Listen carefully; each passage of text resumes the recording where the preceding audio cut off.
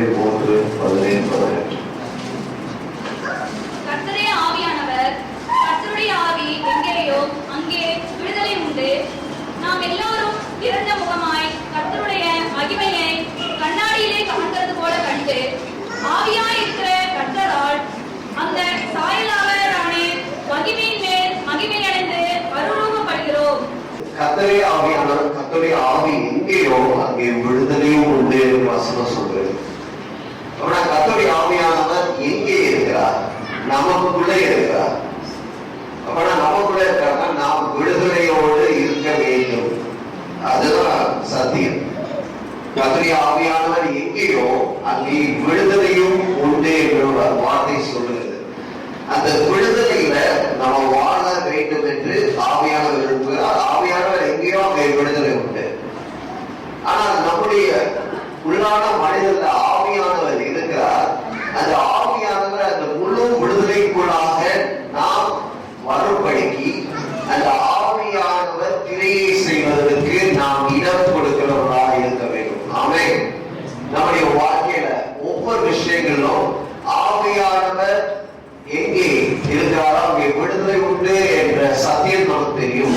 அந்த விடுதலைக்குள்ளாக நாம் வாழ்கிறோமா? அது ரொம்ப முக்கியம்.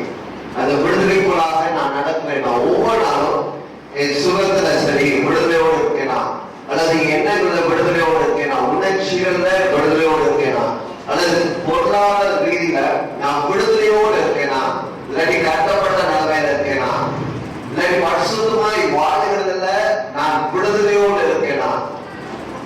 கிறிஸ்தவ வாழ்க்கை என்பது வெளி மனிதன் உடைக்கப்பட்ட வாழ்க்கை, உள் மனிதன் புதிதாக்கப்பட்ட வாழ்க்கை. ஆமென். நான் அல்ல, கிறிஸ்துவே என்னில் வாழ்கிறார் என்று வசனம் சொல்லுகிறது.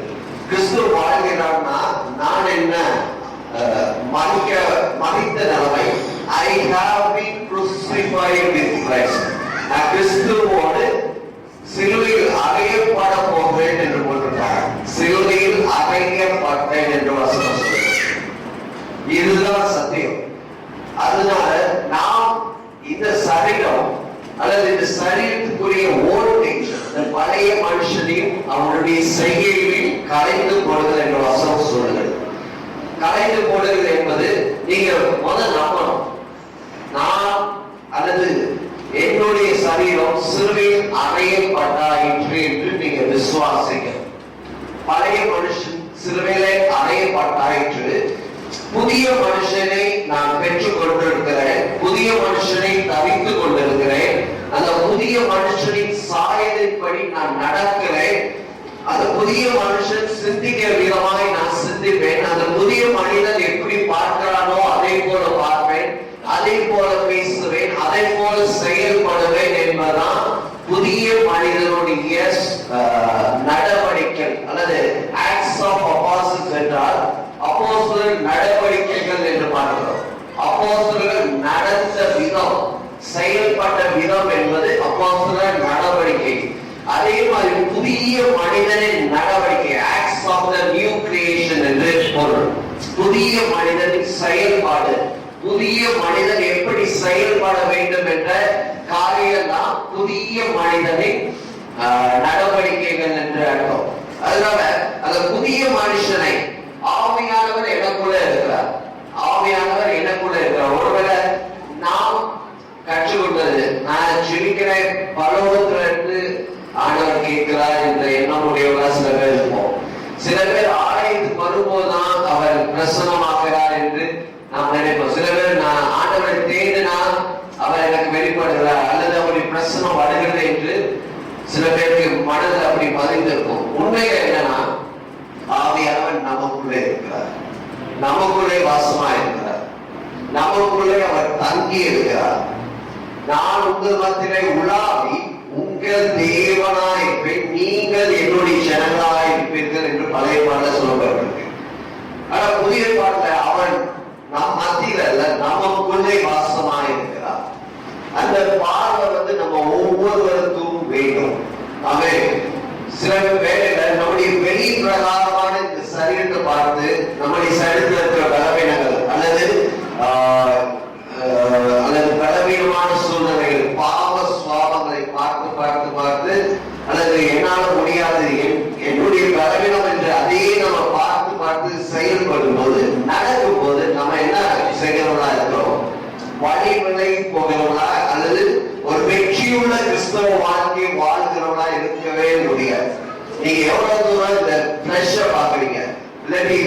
மாம்சத்தை பாக்குறீங்களோ உங்களால வெற்றியுள்ள வாழ்க்கை வாழ முடியாது. நான் ஜெபிக்கிறோம், அல்லது அண்ணன் பிரியமா நடக்கணும்னு வெளி பிரகாரமாய் நீங்க செயல்பட முயற்சி எடுத்தீங்கன்னா தோல்வியில முடியும். ஆனா நீங்க செய்ய வேண்டியதெல்லாம் உங்க வெளி பிரகாரமான சரீரத்தை பார்க்காம உள்ள ஒரு மனுஷன் இருக்கான், உள்ள புதிதாக்கப்பட்ட மனிதன். அந்த மனிதன் எந்த சாயல் இருக்கானா தேவனுடைய சாயலின் படி சிருஷ்டிக்கப்பட்ட புதிய மனுஷனை தரித்து கொண்டிருக்கிறீர்களே என்று வசனம் சொல்லுது. தரித்து கொள்வோம் என்று சொல்லல, தரித்து கொண்டிருக்கிறீர்கள். புதிய மனிதனை தேவனுடைய சாயலின் படி அந்த புதிய மனிதனுக்குள்ளதான் யார் இருக்காரு? பரிசுத்த ஆவியானவர். ஆமென். நீங்க உண்மையான ஆளு யார்? வெளி பிரகாரமா இருக்கிற ஆளல்ல, உள்ள இருக்கிற ஆள் தான் உண்மையான ஆள். ஆனா நம்ம உலகம் என்ன சொல்லுவோம்? நீங்கள் உங்க சரீரம் அல்லது உங்க பேஸ் உங்க வெளி நேச்சரை தான் சொல்லுமே தவிர உங்க உள் மனதை சொல்லாது, உள்ள இருக்கிறவரை குறித்து சொல்லாது. ஆனா தேவனுடைய வார்த்தை எதை சொல்லுகிறது? நாம் உள்ளான மனிதனை குறித்து தான் சொல்லுகிறது. உள்ளான மனிதன்ல வேதவசனம் சொல்றது, இந்த ஜீவனுக்கும் மறுமைக்கு தேவையான யாவற்றையும் அவருடைய திவ்ய வல்லமையானது நமக்கு தந்தறினதும் அன்றி என்று வசனம் சொல்லுகிறது. இந்த ஜீவனுக்கும் மறுமைக்கு தேவையான எல்லாவற்றையும் அவருடைய வல்லமை நமக்கு கொடுத்துருச்சு. எங்கன்னா உள் மனுஷன்ல எல்லா காரியங்களும் செட்டில் ஆயிடுச்சு. உங்களுக்கு தேவையான ஞானம் உள்ள இருக்கு, உங்களுக்கு தேவையான ஐஸ்வர்யம் உள்ள இருக்கு, உங்களுக்கு தேவையான சுகம் உள்ள இருக்கு, ஆரோக்கியம் உள்ள இருக்கு. உங்களுக்கு என்னென்னலாம் தேவையோ அனைத்து விஷயங்களும் உள்ளான மனிதர்கள் கொடுக்கப்பட்டாயிற்று.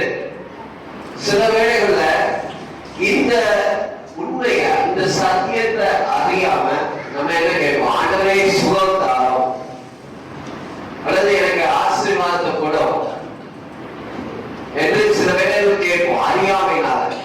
ஆனா எல்லாவது உள்ள இருக்கு, உள்ள இருக்கு. ஆனா உள்ள இருக்கிறத வெளியே எப்படி கொண்டு வரலாம் கற்றுக்கொள்ளும். ஆமென். உள்ளான மனுஷன் ஆண்டவர் எல்லாவற்றையும் வைத்திருக்கிறார். அந்த ஆவி கனிகள் அனைத்தும் உள்ள இருக்கு. அதே மாதிரி ஆவி மரங்கள் அனைத்தும் உள்ள இருக்கு.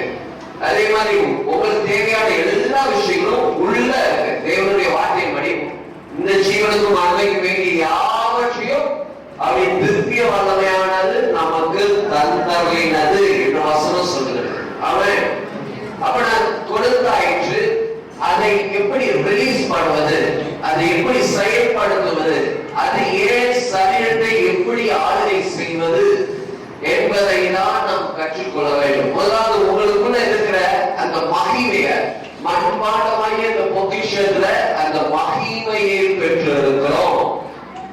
அவன் கிருபையினால் தேவ வசனம் சொல்கிறது, பழைய பாண்ட வசனம் இருக்கு, காலைதோறும் அவன் கிருபை புதிதாக இருக்கிறது. ஆம், இருக்கிறது. ஆனா இன்னொரு சத்தியம் என்னன்னா, கிருபையினாலும் சத்தியத்தினாலும் நிறைந்தவராய் நமக்குள்ளே வாசம் பண்ணினார். கிருபை உள்ள இருக்கு, எல்லா கிருபையினால நிரப்பப்பட்டவராய் அவர் நமக்குள்ளே வாசம் பண்ணியிருக்கிறார். அதனால நாம் எப்படிப்பட்ட மனநலவை உள்ளவர்களாய் வாழ வேண்டும்? கிறிஸ்தவ வாழ்க்கை என்பது நான் அந்த தப்பு செய்யக்கூடாது, இது பண்ணக்கூடாது, அது பண்ணக்கூடாது, அப்படியே இருந்தீங்கன்னா அப்படியே செய்வீங்க. ஏன்னா உங்க மனநிலைமை என்ன இருக்குன்னா, நான் இது பண்ணக்கூடாது, அது பண்ணக்கூடாது, இதை பண்ணணும், அதை பண்ணணும்னு we are trying to do something. ஏதோ ஒரு காரியத்தை செயல்படுத்தும்படி நாம் முயற்சி எடுக்கிறோம். பழைய பாட்டு காலத்துல அப்படிதான், நீங்க இதை செய்யாத, அதை செய்யாத, இதை செய்யாத, அப்படி அவங்க செயல்படுத்தும்படி முயற்சி எடுத்தாங்க. அல்லது கிரியை செய், கிரியை செய், கிரியை செய். ஆனா இந்த நாட்களில் சில வேலைகளை நம்ம அப்படிதான் பண்றோம். ஆண்டவர் பிரியமா இருக்குன்னா நான் ஜோம் பண்ணாதான் ஆண்டவர் பிரியமா இருப்பாரு. அப்படி இல்லை.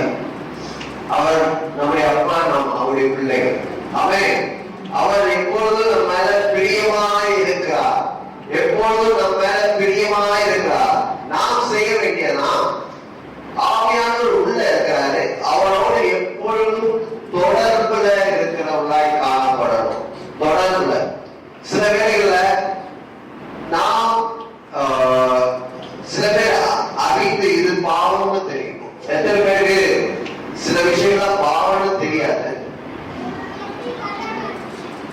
இதுதான் பாவம்னு தெரியாது. சில பேருக்கு விசுவாசமாய் ஒரு காரியத்தை பெறாட்டி அது பாவம், அநீதியெல்லாம் பாவம், இப்படி எத்தனையோ காரியங்கள் சொல்லிட்டு இருக்கலாம். நான் என்ன சொல்றேன்னா, ஒவ்வொரு நாளும் ஆண்டவரோடு ஒரு ஒப்புரவாதத்துல இருக்கணும். ஆண்டவரே உங்க மாசம் நடந்தும் என்ன சுத்தி இருக்கட்டும்னு முடிந்தா ஒவ்வொரு நாளும் ஒவ்வொரு மணி நேரமும் கூட சொல்லலாம். ஏன்னா நமக்கும் தேவனுக்கும் உள்ள தொடர்புல எந்த காரியமும் தடையா இருக்க கூடாது, தடையா இருக்கக்கூடாது.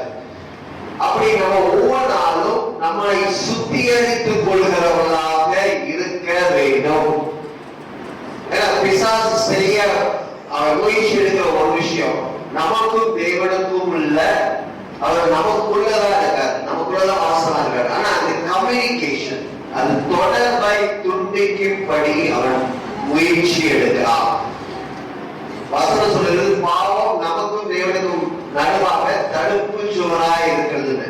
அதனால ஒவ்வொரு நாளும் யோகால சொல்லப்பட்டிருக்கு, நமக்கு பாவம் இல்லை என்பதால் நம்மை நாமே வஞ்சிக்கிறவர்களாய் இருப்போம், சத்தியம் நமக்குள்ளே இராது. அடுத்து சொல்லப்படுறது, நம்ம பாவம் செய்தால் அறிக்கையிட்டு மனம் திரும்பி சுத்திகரிக்க அவர் உண்மையுள்ளவராக இருக்கிறார் என்று ஒன்றியமாக சொல்லப்பட்டிருக்கு. ஆமென். அதனால ஒவ்வொரு நாளும் நமக்கும் தேவனுக்கும் நடுவ எந்த விஷயம் இல்லாதபடி நம்மை சுத்திகரித்துக் கொள்ளணும். எல்லா நிலைகளிலும் எல்லா சூழ்நிலைகளிலும் அனுதினமும் சுத்திகரிக்கப்பட வேண்டியது அவசியம். ஆமென். அப்படி சுத்திகரிக்கப்படணுமா? இரண்டாவது, நம்ம பாவ கான்சியஸ், சின் கான்சியஸ், அதாவது பாவம் பாவம் பாவம், அதாவது பிசாசு பிசாசுன்னு அப்படி வாழவே வாழாது. ஆமென். சில வேளைகளில் நம்ம முழுவதும் அது மேல கவனம் செலுத்துறதுனாலதான் அதுல விழுகிறோம். பிசாசு பிசாசுன்னு அது மேல கவனம் செலுத்துறதுனாலதான் பிசாசு பெரிய ஆளா தெரியலாம். ஆனா இந்த நாள்ல உங்க மனநிலைமைய, உங்க பார்வைய அந்த காரியத்தின் மீது வைக்காம, அல்லது இந்த வெளி நேச்சர் நம்ம மாம்சத்தின் மீது வைக்காம உள்ளான மனுஷன் மீது உங்க கவனத்தை திருப்புங்க. உள்ளான மனுஷனுக்குள்ள பரிசுத்த ஆவியானவர் இருக்கார், தேவன் நமக்குள்ள வாசமா இருக்கார். அது மேல கவனம் செலுத்தும் போது, அதன் மீது உங்க பார்வை வரும்போது, அதை குறித்த அறிவு, அதை குறித்த முழு சத்தியம் உங்களை நடக்கும் போது நீங்க வெற்றி உள்ளவர்களாய் வாழ வேண்டும் முடியும். அவை வெற்றி உள்ளவர்களாய் 3 லெவல் இருக்கு.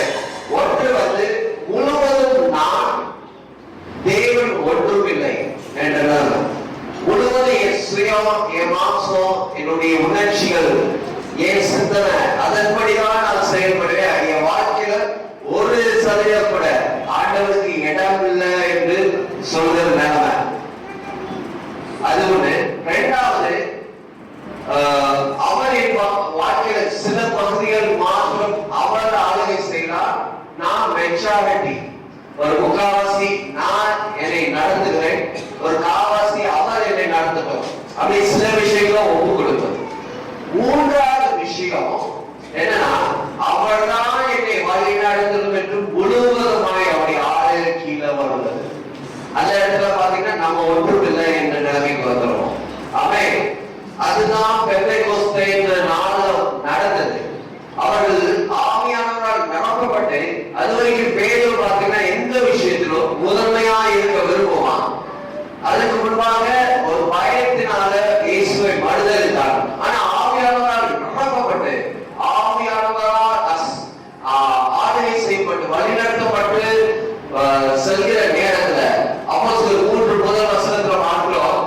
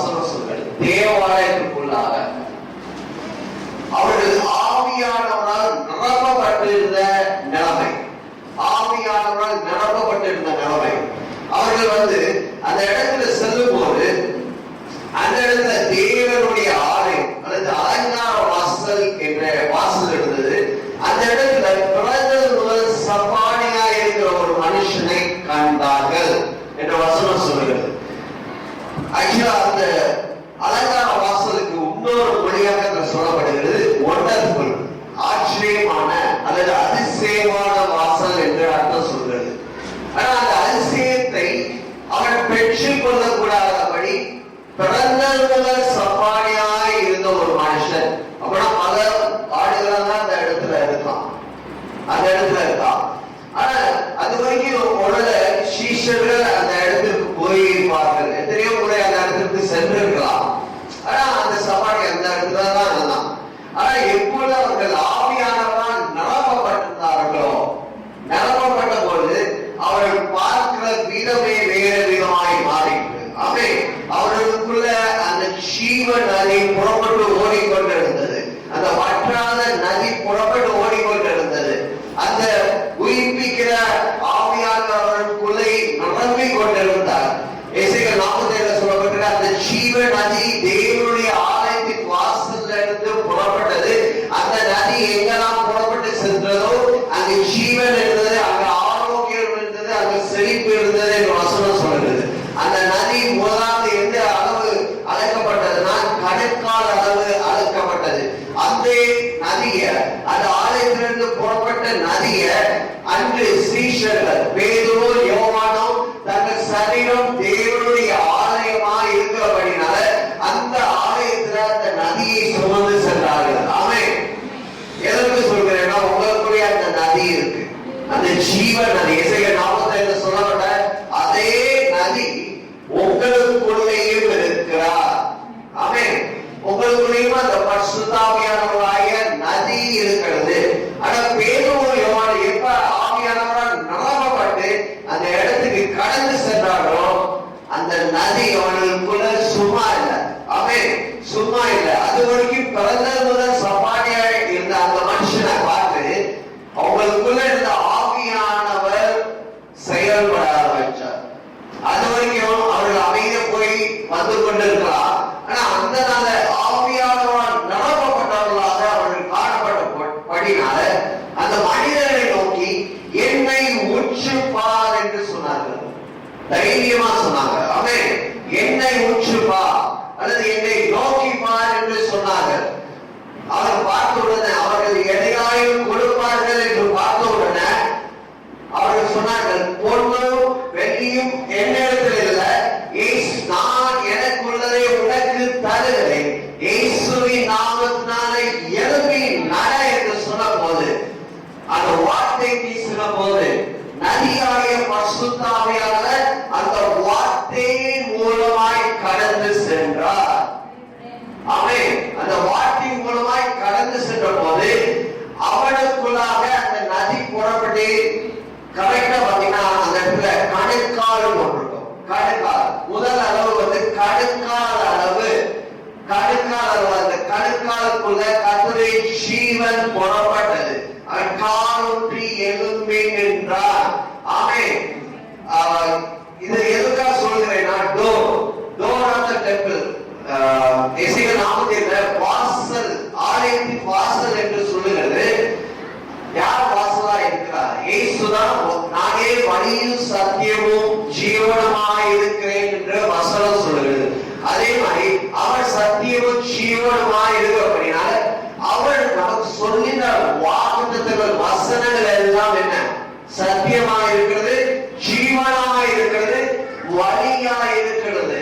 அதனாலதான் ஆவியானவர் உங்களுக்குள்ள இருந்து அவர் நடப்பப்பட்டிருக்கும் போது நீங்க வாயை திறந்து வார்த்தையை பேசும்போது அந்த நதியை ரிலீஸ் பண்றீங்க.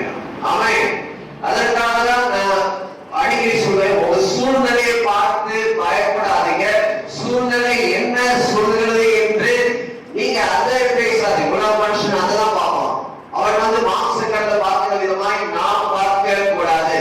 நாம் ஒவ்வொருவரும் தேவனுடைய ராஜ்யத்தின் பிள்ளைகள், ஆவிக்குரியவர்கள்.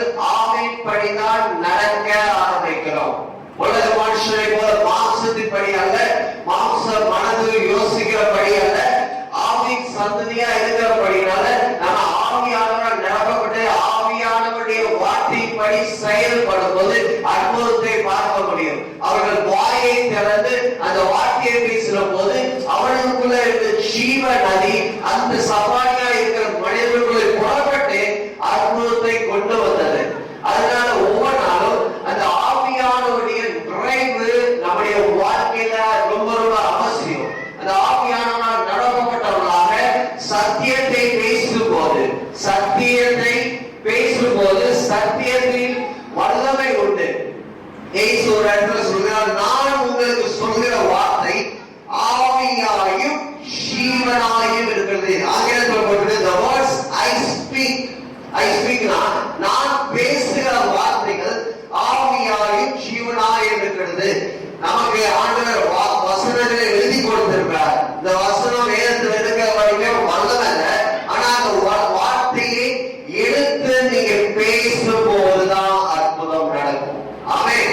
பேசும்போதுதான் நான் உங்களுக்கு சொல்கிற அல்லது நான் உங்களுக்கு பேசுகிற வார்த்தை ஆவியாயும் ஜீவனாயும் இருக்கிறது என்று வசனம் சொல்லுகிறது. அந்த ஆவியாயும் ஜீவனாயும் இருக்கிற வார்த்தை நம்மளுமாய் கடந்து போக வேண்டும் என்றால் நாம் அந்த வார்த்தையினால் நிரப்பப்பட்டவர்களாய் காணப்பட வேண்டும். வசனம் சொல்லுகிறது, இதே இருதயத்தின் நிறைவினால் வாய் பேசும் என்று வசனம் சொல்லுகிறது. எப்படி ஒரு ஸ்பாஞ்ச தண்ணிக்குள்ள போட்டீங்கன்னா அந்த ஸ்பாஞ்ச் முழுவதும் தண்ணீரால் நிரம்பி இருக்கும்.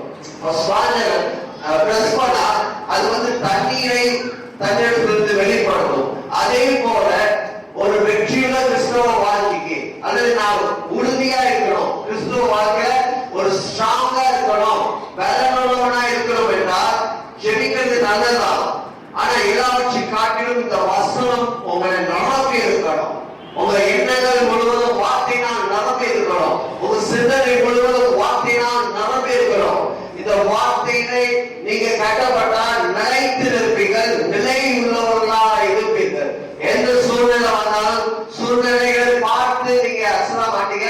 சூழ்நிலைகளை மேற்கொள்கிற ஜீவனுள்ள வார்த்தை உங்களுக்குள்ளாக இருக்கிறது. ஆமென். ஜீவனுள்ள வார்த்தை உங்களுக்குள்ள இருக்கிறது. ஆவியானவர் உங்களுக்கு உதவி செய்யும்படிதான் கொடுக்கப்பட்டிருக்கிறார். அந்த ஆவியானவருடைய நிறைவோடு நீங்க வார்த்தைகளை பேசும்போது அற்புதங்களை பார்ப்பீர்கள். ஆமென். முதலாவது நீங்க அறிந்து கொள்ளணும், நீங்கள் யார், கிறிஸ்துவுக்குள் நீங்கள் யார், தேவனுடைய வார்த்தை உங்களை குறித்து என்ன சொல்கிறது என்ற அறிவு உங்களுக்கு வேணும். நான் சாதாரண மனிதன் அல்ல, அசாதாரணமான மனிதன். நான் உலக மனுஷனை போல ஒரு சராசரி மனிதனாய் அல்ல, எனக்குள்ளே கிறிஸ்து வாழ்கிறார். வானத்தை பூமியை படைத்த சர்வ வல்லமை உள்ள தேவன் எனக்குள்ளே வசிக்கிறார் என்ற எண்ணம் ஒவ்வொரு நாளும் உங்க மனதை நிரப்பணும். ஆமென். நீங்க வசனங்களை எடுத்துக்கொண்டு அதை சொல்லுங்க. மனத தேவையான விஷயங்கள் எல்லாம் அதிகமாய் நிரம்பி இருக்கு. நீங்க ஒரு கெட்ட விஷயத்தை திரும்ப திரும்ப திரும்ப யோசிக்க அது உங்க மனதுல பெரிய அரண போல எழுப்பி நிற்கும். அரண் இப்ப ஒரு விஷயத்தை குறித்து எப்ப பார்த்தாலும் பயப்படுறீங்க. அந்த விஷயத்தை குறித்தே திரும்ப ஒரு டெய்லி ஒரு 100 தடவை நினைக்கிறீங்கன்னா அந்த விஷயம் உங்க மனதுக்குள்ள ஆழமாய் போகும். அது ஈஸியா உடைக்க முடியாது, ஆழமாய் போகும். அதுதான் ஸ்ட்ராங் ஹவுஸ் சொல்லுவாங்க, பலத்த அரண்கள் என்று வசனம் சொல்லுகிறது. ஆனா அந்த அரண்களை நிர்மூலமாக்கணும்னா தேவ வார்த்தையாகிய வசனத்தை நீங்க பேசணும். ஆமென். நான் ஒருவேளை உங்க மனதில் தோல்வியின் மனப்பான்மை இருந்தா அந்த மனப்பான்மையை எடுக்க வேண்டும் என்றால் தேவனுடைய வார்த்தை பேசுங்க. என்னை பலப்படுத்துகிற கிறிஸ்துவினால எல்லாவற்றையும் செய்ய எனக்கு பலன் உண்டு. நான் முற்றிலும் ஜெயம் கொள்கிறவனாய் இருக்கிறேன். எல்லா இடங்களிலும் என்னை வெற்றி சிறக்க பண்ணுகிறவர் என் கூட இருக்கிறபடினா நான் எல்லா இடத்திலும் வெற்றி சிறக்க பண்ணுவார். அவர் என்னை வெற்றி சிறக்க பண்ணுவார். அவர் என்னை உயர்ந்திருக்க பண்ணுவார். அவர் என்னை வாழ்ந்திருக்க பண்ணுவார். அவர் என்னை செழித்திருக்க பண்ணுவார். கைது செய்கிற ஒவ்வொரு விஷயத்திலும் ஆசீர்வாதத்தை கட்டளையிடுவார் என்று நீங்க பேசணும். பேசும்போது அந்த வார்த்தையின்படி உங்க வாழ்க்கை மாறும். ஆமென். வசனம் சொல்றது, மரணமும் ஜீவனும் நாவின் அதிகாரத்தில் இருக்கிறது, அதை விரும்புகிறவர்கள் அதன் கனியை புசிப்பார்கள் என்று வசனம் சொல்கிறது. நீங்க உங்க வாழ்க்கை நல்லா இருக்கணும்னா உங்க வாய் வேற ரகசியம் இல்லை. உங்க வாயில தேவ வார்த்தை நடப்பட்டு அதை பேசும்போது சுகமாய் இருக்க முடியும், ஆரோக்கியமாய் வாழ முடியும். நீடித்த நாட்களாய் உன்னை திருப்தியாக்குவேன் என்று சொன்னார். நீடித்த நாட்கள் கொடுப்பாரு. சமாதானத்தோடு வாழ முடியும், சந்தோஷத்தோடு வாழ முடியும், எல்லா ரீதியிலும் ஆசீர்வதிக்கப்பட்டிருக்க முடியும். ஆமென். நான் கஷ்டப்பட்டு உழைச்சு சம்பாதிச்சாதான் ஒரு நல்ல நிலைமைக்கு வாழ முடியும் அல்லது என் வாழ்க்கையை நடத்த முடியும் என்பது உலக ரீதி.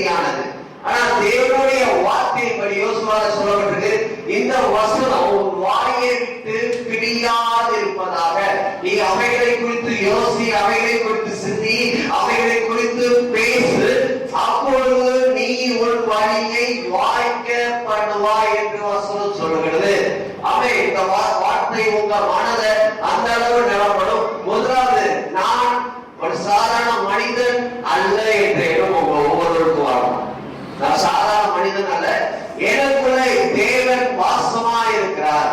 நான் அசாதாரணமான மனிதன். என்னுடைய ராஜ்யம் இந்த பூமிக்குரியது அல்ல, பரலோகத்துக்குரியது. நான் பரலோக குடிமகன். நான் பரிசுத்த ஆவியான கிறிஸ்துவை மரித்தோரிலிருந்து உயிர்ப்பித்த அதே ஆவியானவர் சாவுக்கு எதிரான உங்கள் சரீரங்களை உயிர்ப்பிக்கும்படி அந்த ஆவியானவர், அதே ஆவியானவர் உங்களுக்குள்ளே இருக்கிறார். ஆமென். உங்களுக்குள்ளே வாசமா இருக்கிறார். அதனால உங்க வாழ்க்கையில் என்னென்ன காரியங்கள் செத்த சூழ்நிலை போல இருக்கும், தேவனுடைய வார்த்தைகள் ஜீவன் இருக்கு, வல்லமை இருக்கு. அந்த வார்த்தையை பேசும்போது உங்க சூழ்நிலைகள் எல்லாம் மாறும். அதாவது நீங்க உங்களை சாதாரண மனிதனாய் பார்க்காதீங்க. நான் தேவனுடைய பிள்ளை, இந்த சரீரம் தேவனுடைய ஆலயமா இருக்கிறது, தேவன் எனக்குள்ளே வாசமா இருக்கிறார் சொல்லி உங்க மன சலவை சொல்லுவாங்க. நீங்க சலவை பண்ணணும். தேவனுடைய வார்த்தையை பேசி பேசி பேசி உங்க மனதை சலவை பண்ணும்போது உங்களுக்குள்ள ஒரு எண்ணம் உண்டாகும். நான் நடக்கும்போது தேவனை சுமந்து கொண்டு செல்கிறேன், அவர் எனக்குள்ள இருக்கிறார். நான் வாகனங்கள்ல போகும்போது தேவனை கூட இருக்கிறார்.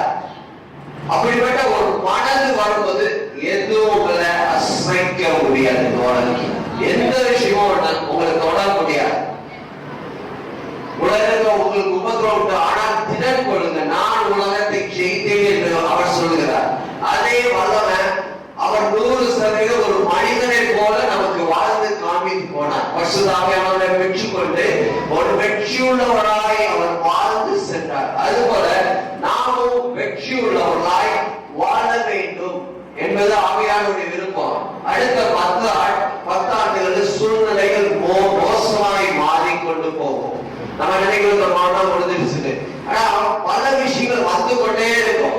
அடுத்து 10 ஆண்டுகள் விசாரிச்சு பல திட்டங்களை வைத்திருக்கிறான். யுனைடெட் நேஷன்ஸ் உலக சுகாதார நிறுவனத்தின்படி அவர்கள் எவ்வளவு தூரம் மக்கள் தொகையை குறைக்க முடியுமோ குறைக்கக்கூடிய சூழ்நிலைகளை சாத்தியங்களை பார்த்து கொண்டு இருக்காங்க. அப்படிப்பட்ட நிலைமைகள் இருக்கும்போது நாம் இயற்கைக்கு அப்பாற்பட்ட வாழ்க்கையை வாழும்படி ஆவியானவர் விரும்புகிறார். ஆமென்.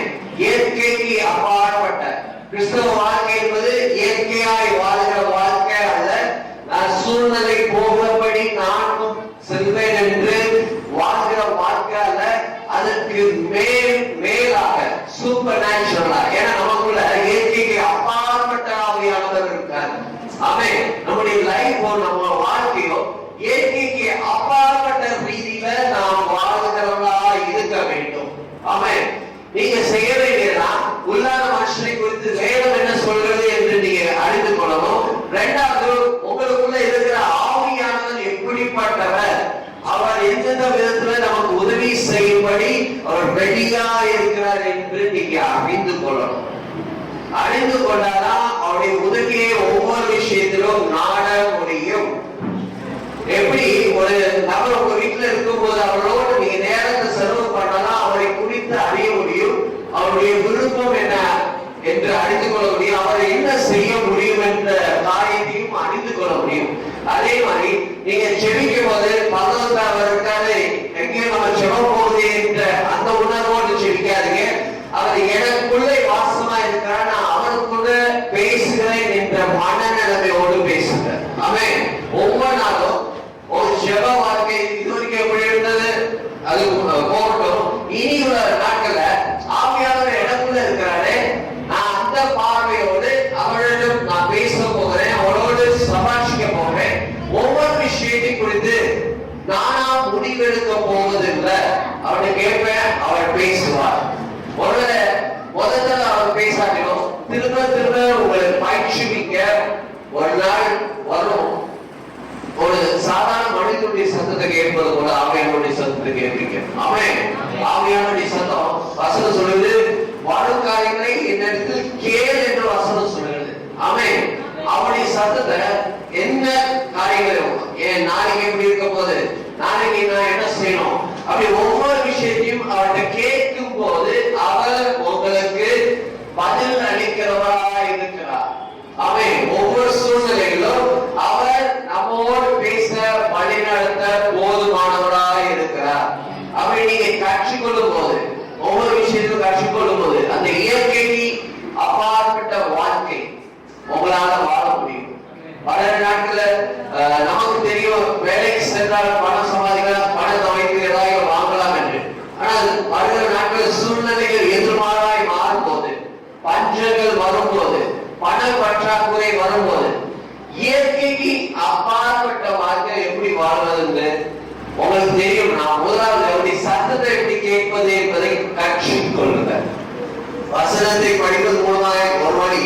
ஆனா எனக்குள்ள இருக்கிறவர் அவர் என்ன பேசுகிறார், என்ன பதில் சொல்கிறார் என்று கவனித்து கேட்கும் போது அவர் நம்மளோடு பேசுவார். அவருடைய வழி நடத்துவதை கேட்டு மட்டும் நீங்க செஞ்சீங்கன்னா உங்க வாழ்க்கை என்ன சித்தி பெறும். ஆமென். உங்க வாழ்க்கை ஆசீர்வதிக்கப்படும். இரண்டாவது நமக்கு மூன்றாவது சொன்னேன். முதலாவது நியூ கிரியேஷன், உங்களுக்குள்ள ஒரு புதிய மனிதனை அணிந்து கொள்ளுங்க. இரண்டாவது பரிசுத்த ஆவியானவர் உங்களுக்குள்ள இருக்கிறவர், அவருடைய தன்மை எப்படி என்று அறிந்து கொள்ளுங்க. அவரோடு பேசுங்க. அவர் என்ன பதில் சொல்லுகிறார் என்று கவனிங்க. மூன்றாவது அவர் நம்மை ஆளுகை செய்வதற்கு விட்டு கொடுக்கணும். சில வேளைகளில் நம்முடைய எண்ணங்கள் உணர்ச்சிகள் கட்டுப்பாட்டுக்குள்ள வராதனால்தான் சில வேளைகளில் நம்முடைய எண்ணங்கள்ல சில வேளை நம்ம சுயமா நினைக்கிறோம், சில வேளை பிசாசு கொடுக்கிற எண்ணங்களை நினைக்கிறோம். ஏன்னா ஆவியானவருடைய கட்டுப்பாட்டுக்குள்ள இன்னும் நம்முடைய சிந்தனை வரவில்லை. அதனால ஆவியானவர் ஒரு சிந்தனையை இன்னொரு சிந்தனையை வைத்து நம்ம மேற்கொள்ள முடியாது. ஆனா ஒரு சிந்தனையை தேவனுடைய வார்த்தையை வைத்து மேற்கொள்ள முடியும். ஒரு சிந்தனைய எதிர்மறையான சிந்தனைய தேவனுடைய வார்த்தையை கொண்டு நாம் மேற்கொண்டு ஜெயமாய் வாழ முடியும். அப்படி நம்முடைய எண்ணங்கள், சிந்தனைகள், உணர்ச்சிகள் ஆவியானவருடைய கட்டுப்பாடுக்குள்ள வரும்போது நம்மளை அறியாம ஆவியானவருடைய சிந்தனை வெளிப்படும். சில பேர் நம்ம அறியாமலே நம்ம வாயிலிருந்து ஆவியானவர் பேசுவார் மற்றவர்களோட. அதே மாதிரி நம்முடைய உணர்ச்சிகள் அவருடைய ஆளுநர் கீழே வரும்போது நம்ம கவலைப்பட மாட்டோம், கண்ணீர் வடிக்க மாட்டோம், துக்கமா இருக்க மாட்டோம். அதே மாதிரி வேற என்ன இருக்கு, என்னென்ன உணர்ச்சிகள், எதிர்மறையான உணர்ச்சிகள் சொல்றேன், எதெல்லாம் இருக்கோ அவருடைய ஆளுநர் கீழே வரும்போது அது அவருடைய உணர்ச்சிகளாய் மாறிடும். அவருடைய வாதத்தை வெளிப்படுத்துகிற உணர்ச்சிகளாய் மாறிடும். அப்படி வெளிப்படும் போது என்ன ஆகும்னா அந்த உணவுக்குள்ளாக நீங்க கடந்து செல்வது உள்ளான மனுஷனுக்கு அந்த மகிமை வெளிப்பட ஆரம்பிக்கும். அவன் அந்த வெளிப்பாடு தான் பேதுருடைய வாழ்க்கையில வந்தது. அவன் ஆவியானால் நிரப்பப்பட்டிருந்தான். அதோடைய வெளிப்பாடு வெளியே வந்தது. அவனுடைய நிழல் கூட பற்றி சுகமானது. பவுனுடைய கட்சியை கொண்டு போய் போட்டார்கள். பிசாசு போனது, அற்புதங்கள் நடந்தது. ஏன்னா உள்ள இருக்கிறவரை நீங்க எவ்வளவு தூரம் அனுமதிக்கிறீங்களோ அவ்வளவு தூரம் உங்களை நம்பி உங்களை மறுரூபப்படுத்திடுவார். ஆமென். நீங்க தொட்ட காரியங்கள் ஆசீர்வாதமாய் இருக்கும். ஏன்னா உங்களுக்குள்ள ஜீவன் இருக்கு, உங்களுக்குள்ள லைஃப் அல்லது வெற்றி என்ற ஆவியானவர் நமக்குள்ள இருக்கிறார். ஜீவனை பரப்புகிற ஆவியானவர் இருக்கிறார். சுகம் அளிக்கிற ஆவியானவர் நமக்குள்ள இருக்கிறார். நமக்கு தேவையான ஐஸ்வர்யத்தை நீங்க தேடி போக தேவை. If you know how to talk to him, அவரோட எப்படி பேசி அவருடைய சத்தத்தை கேட்க தெரியும், அதை நீங்க கற்றுக்கொண்டீங்கன்னா உங்களுக்கு தேவையான ஐஸ்வர்யம் அவருக்குள்ள இருக்கு. உங்களுக்கு தேவையான ஞானம் அவருக்குள்ள இருக்கு. உங்களுக்கு தேவையான அறிவு அவருக்குள்ள இருக்கு. உங்க வாழ்க்கைக்கு தேவையான அத்தனை விஷயங்களும் பரிசுத்த ஆவியானவருக்குள்ள இருக்கு. ஆமென். நீங்க செய்ய வேண்டியதான் அதை பார்க்கணும், அதை கற்றுக்கொள்ளணும், அதை குறித்து தியானிக்கணும். அவரோட எப்படி பேசுவது, அவரோட எப்படி ஒரு சரியான உறவை ஏற்படுத்திக் கொள்வது என்று கற்றுக்கொண்டு அதுல நடக்கும் போது you can walk in. நீங்க வெற்றியுள்ள வாழ்க்கையை வாழ முடியும். ஏன்னா ஏற்கனவே ஆவியானவர் கொடுக்கப்பட்டிருக்கார், ஏற்கனவே வசனம் நமக்கு கொடுக்கப்பட்டிருக்கு. நீங்க செய்ய வேண்டியதுன்னா அதை எப்படி எனக்குள்ளாக அபிவிருத்தி செய்வது, அல்லது பெருக்குவது, அந்த அபிஷேகத்தை உள்ள இருக்கிற அபிஷேகத்தை எப்படி வெளியே கொண்டு வருவது என்று நீங்க தெரிந்து கொண்டீங்கன்னா, சத்தியத்தை கற்றுக்கொண்டீங்கன்னா அதன் மூலமாய் உங்க வாழ்க்கை வித்தியாசமாய் மாறும். ஆமென். சில பேர்கள் நம்ம அறியாமையினால அநேகரை சுகமாக்கும் என்று கேட்கும். சுகம் உள்ள நமக்கு தேவையான ஆரோக்கியம் உள்ள இருக்கு. ஏன்னா ஜீவனே உள்ள இருக்காரு. வசனம் என்ன சொல்றது? விசுவாசிகளுடைய உள்ளத்திலிருந்து ஜீவ தண்ணீர் உள்ள நதிகள் புறப்பட்டு ஓடும், நதிகள் புறப்பட்டு ஓடும் என்று வசனம் சொல்லுகிறது. விசுவாசிகளுடைய உள்ளத்திலிருந்து உங்களுக்கு தேவை விசுவாசம் வர வேண்டும் என்றால் வார்த்தை அதிகமாய் செல்ல வேண்டும். வார்த்தை செல்லும் போது உங்க சரீரத்திலிருந்து ஜீவன் வெளிப்படும் போது எந்த கிருமியும் உங்க சரீரத்தில் நிற்க முடியாது. ஆமே ஜான்ஜியிலே அந்த தேவ மனிதன் அந்த அறிவை பெற்றனால எனக்குள்ள அந்த ஜீவனின் பிரமாணம் கிரியை செய்யுது. அதனால என் சரீரத்தை எந்த வைரஸம் போட்டாலும் செத்துரும் என்று சொல்லி அந்த வெளிப்பாடோட செயல்பட வைரஸம் போட்டாலும் செத்துச்சு. அதே மாதிரி உங்களுக்குள்ள இருக்கிற அந்த வல்லமை எவ்வளவு பெரியது, உங்களுக்குள்ள இருக்கிற புதிய சிருஷ்டி எவ்வளவு பெரிய மனிதன், அவருக்குள்ள எத்தனை ஆற்றல்கள் இருக்கிறது என்றுதான் நீங்க அறிந்து கொள்ளும் போது கட்டாயம் உங்க மூலமா வல்லமை வெளிப்படும், உங்க மூலமாய் சுகமளிக்க வல்லமை வெளிப்படும், உங்க மூலமாய் ஆசீர்வாதம் உண்டாகும். ஆமே செழிப்பு உண்டாகும். நீங்க போகிற இடங்கள் இருக்குதுன்னா ஆசீர்வதிக்கப்படும், உங்க மூலமாய் ஆசீர்வதிக்கப்படும். நீங்க கைது செய்கிற வேலைகள்ல ஆசீர்வாதம் உண்டாகும். எனக்கும் நானே ஆசீர்வாதமா இல்லை என்று நீங்க சொல்லலாம். ஆனா இந்த ரகசியத்தை நீங்க கற்றுக்கொள்ளும் போது நீங்க மட்டும் ஆசீர்வதிக்கப்பட மாட்டீங்க, உங்க மூலமாய் பல ஆயிரம் பேர் ஆசீர்வதிக்கப்படுவாங்க. ஆமென்.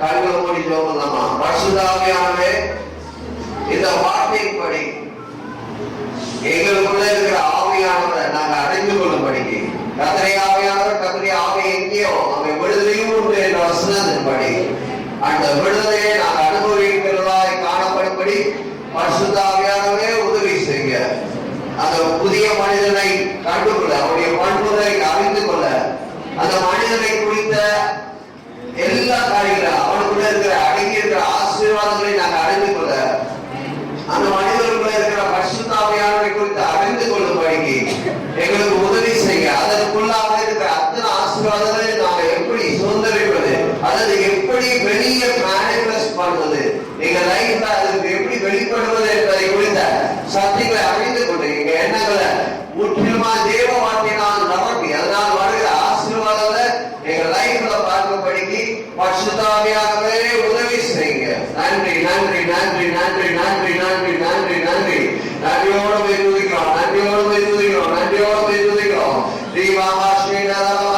எனக்கு மன கண்டத்தை திறந்து கொடுங்க என்று கேளுங்க. ஆண்டவரே, உண்மை அறிவதற்கான இந்த சத்தியத்தை அறிவதற்கான இந்த உள்ளான மனுஷனை குறித்த அந்த மனைவிய இந்த உள்ளான மனுஷனுக்குள்ள எவ்வளவு வல்லமை இருக்கு என்ற அறிவை எனக்கு வெளிப்படுத்துங்க என்று கேளுங்க. உங்க வார்த்தை மூலமா வெளிப்படுத்தி பெரிய காரியங்களை என் லைஃப்ல பார்க்கும்படிக்கு, என் வேலையில பார்க்கும்படிக்கு, சுகத்தை நான் பெற்றுக்கொள்ளும்படிக்கு பரிசுத்த ஆவியானவரே எனக்கு அப்படிப்பட்ட வெளிப்பாடுகளை கொடுங்க என்று கேளுங்க. பிரகாசம் உள்ள மனக்காரர்கள் ஒவ்வொருவருக்கும் கொடுக்கப்படட்டும். ஒவ்வொரு ஜீவனுள்ள ஆவியானவர் நாம் பெற்றிருக்கிறோம். ஜீவனுள்ள ஆவியின் பிரமாணம் நம்மை பாவ பிரமாணம், வியாதி என்ற பிரமாணம், சாபம் என்ற பிரமாணம், பயம் என்ற பிரமாணத்திலிருந்து நம்மை விடுதலையாக்கிற்று. கர்த்தர் நம்மை விடுதலையாக்கி இருக்கிறார். ஏற்கனவே பாவ மன்னிப்பாகிய மீட்பு நமக்கு உண்டாக இருக்கிறது. அவருக்குள் நாம் விடுதலையாக்கப்பட்டிருக்கிறோம். நாம் அவருடைய பிள்ளைகளாய் ஜீவனுள்ள நம்பிக்கை பெற்றவர்களாய் இருக்கிறோம். ஜீவனுள்ள நம்பிக்கை பெற்ற நாம் ஜீவனுள்ள வாக்கியங்களை நாம் எடுத்து சொல்லும் பொழுதுதான் அது நம்முடைய வாழ்க்கையில அற்புதத்தை நடப்பிக்கிறது. இயேசு கிறிஸ்துவின் மரணத்தினாலே முன்பு சத்ருவாய், தேவனுக்கு சத்ருவாய் இருந்த நம்மை அவரோடு கூட ஒப்புரவாக்கி அவருடைய ஜீவனாலே நம்மை ரட்சித்திருக்கிறது, அல்லது விடுவித்திருக்கிறது. மிகவும் நிச்சயமான ஒரு காரியம் என்று சொல்லி ரோமர் 5:10 நம்ம வாசிக்கிறோம். நாம் அவரோடு கிறிஸ்துவுக்குள் ஒப்புரவாக்கப்பட்டவர்கள். அதனால் அவருடைய ஜீவனாலே நாம் ரட்சிக்கப்பட்டிருக்கிறோம். இயேசு கிறிஸ்துவின் மரணத்தினாலே அவருடைய வல்லமை நம்முடைய சாவுக்கினமான